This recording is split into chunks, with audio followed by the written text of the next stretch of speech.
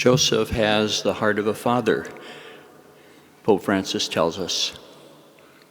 And it seems to me that it is an opportunity to explore what that means, especially for those who one day, by the community they serve, will be called Father.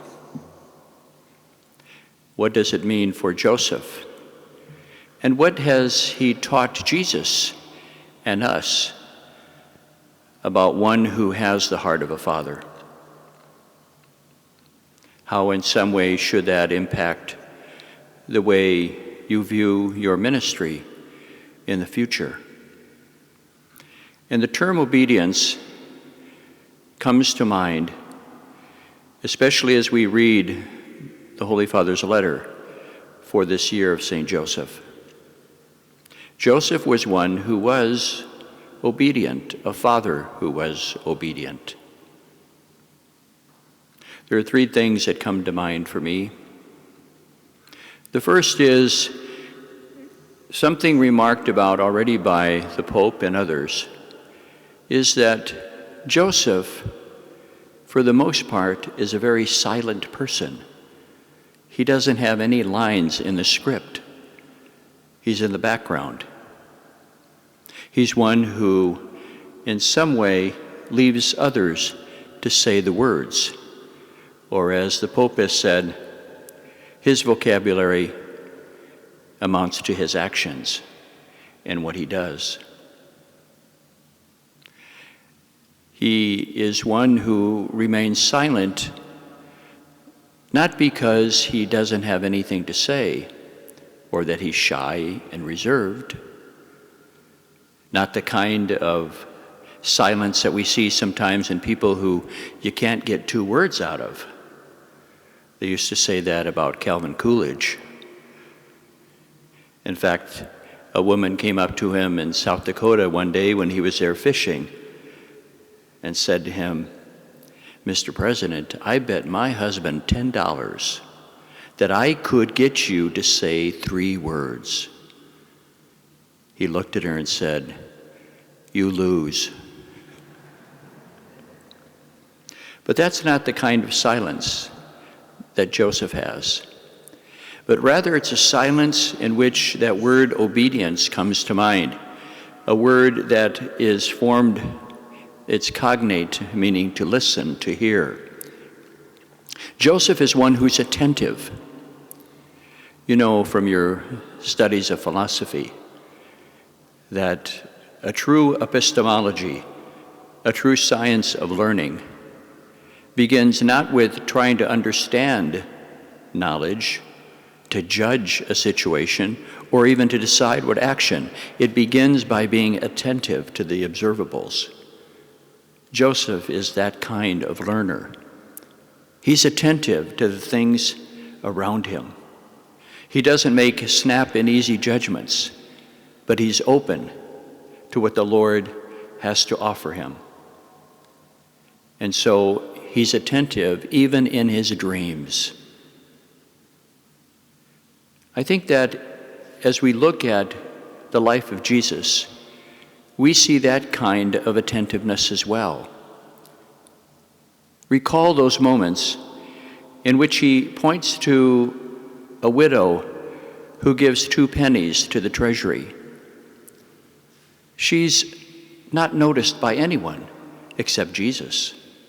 Jesus has that laser-sharp attention to what's going on around him in people's lives.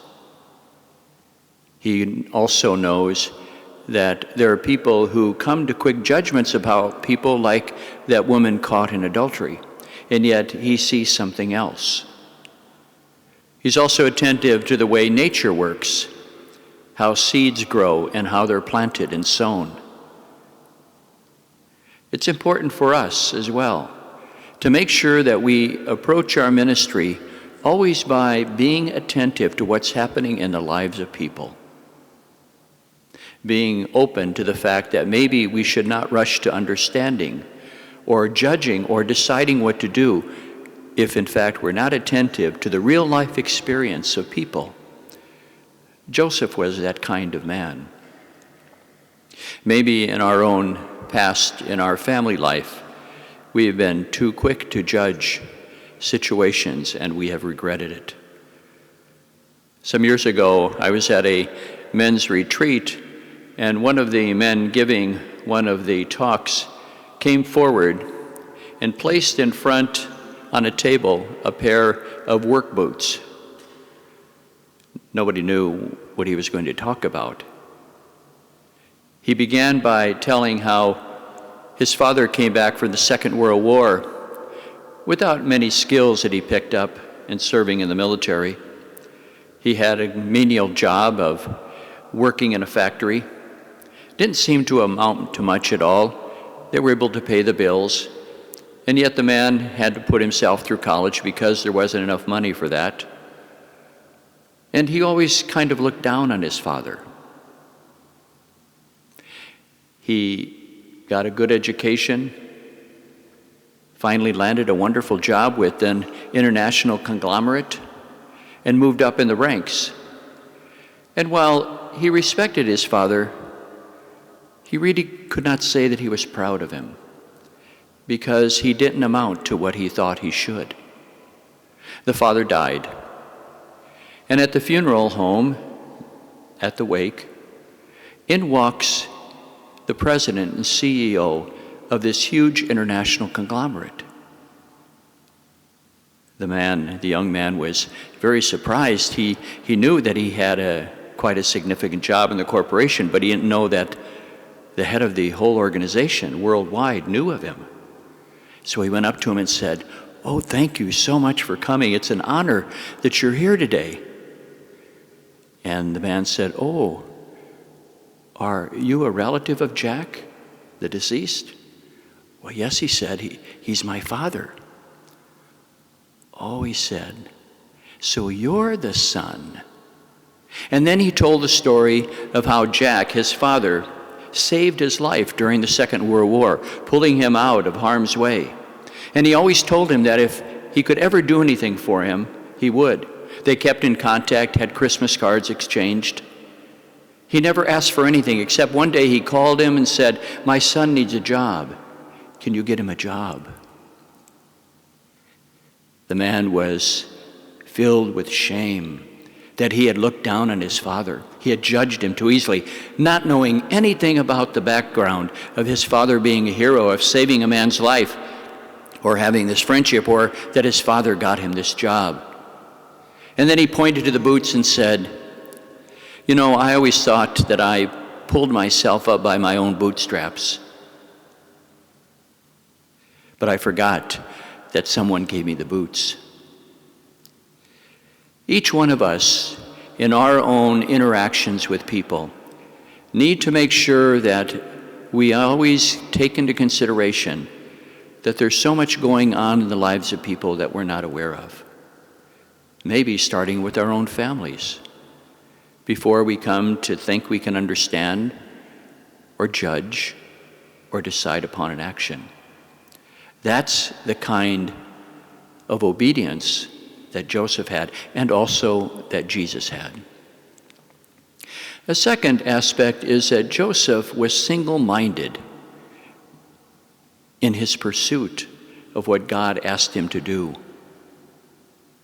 If there was any word that he spoke, it was at the moment in the temple when Jesus was presented, and he was responsible for giving the name that came to him in the dream by the angel. He spoke his name, Jesus. And that was his single attention. He knew what he had to do. He took care of his family. Even in his dreams, he was preoccupied by that family and by his task.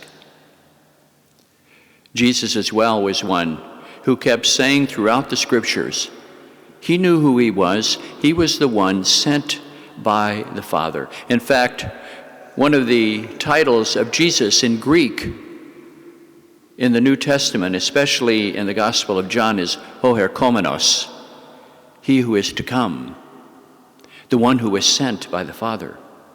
That's how Jesus understood himself. In the years ahead of your priestly ministry, there will be times in which it's easy to get distracted, either by the tasks that are ahead of you, the burdens you carry, or even the problems within the life of the church that seem to scar the beauty of what the church is all about. It's always good to go back to the fact that your ordination is a public moment in which you understood that you have been sent, and that's all that counts. Joseph understood that. Jesus understood that he was sent. And finally, for Joseph, he also understood what it meant to be a father at a very visceral, emotional level. That scene that is referred to in one of the psalm responses today from Luke, about Mary and Joseph looking for Jesus for 4 days and finally finding him in the temple. Listen to Mary's words. Why have you done this to us? They are heartsick. We were anxious about you. Joseph was in touch with the emotion of being a father, of caring so deeply for his family that he was heartsick that he could lose him. I always wonder, as I read that text, if Jesus really went home that day to Nazareth, getting a glimpse of his Father in heaven's suffering in giving his own Son for the life of the world. Did he come to understand God in a different way because of what he saw in Joseph as one who is heartsick at the prospect of losing his son? Jesus was able to say, God so loved the world that he gave us his only Son, because he was not just thinking about it, but he felt it.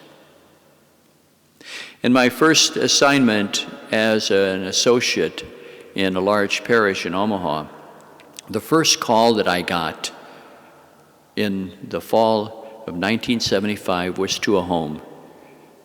A man and his son were fixing a car. The car was jacked up and the jack gave way.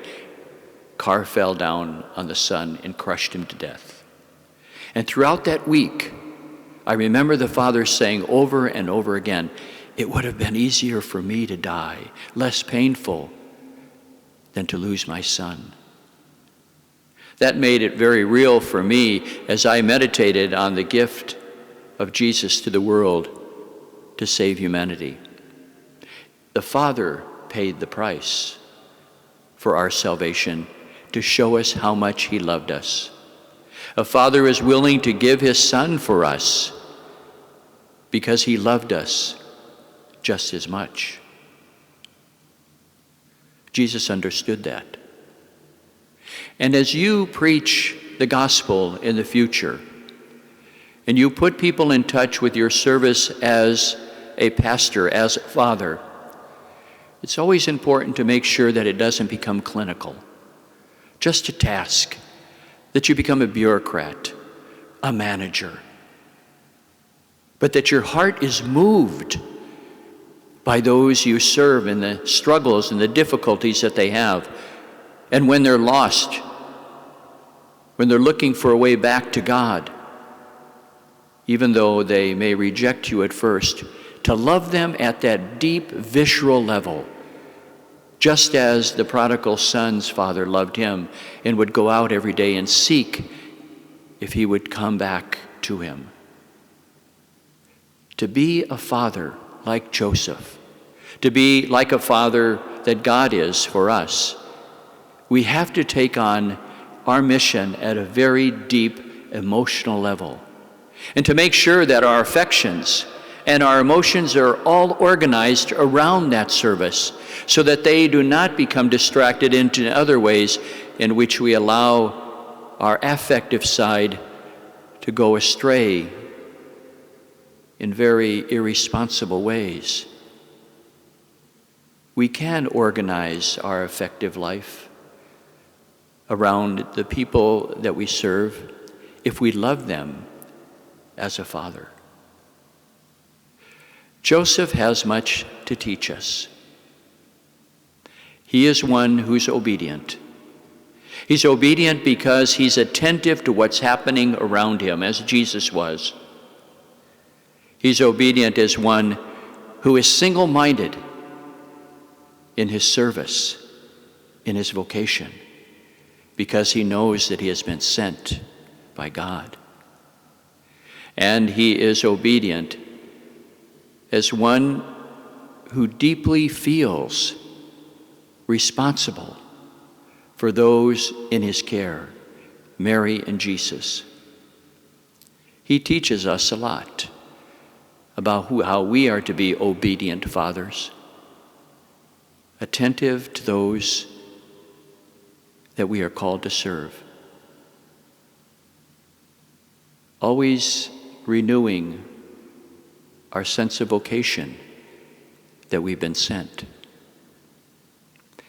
and having the heart of a father who is pained by the suffering of those he calls his children. May St. Joseph continue to guide your vocations, but also to guide your ministry in the future.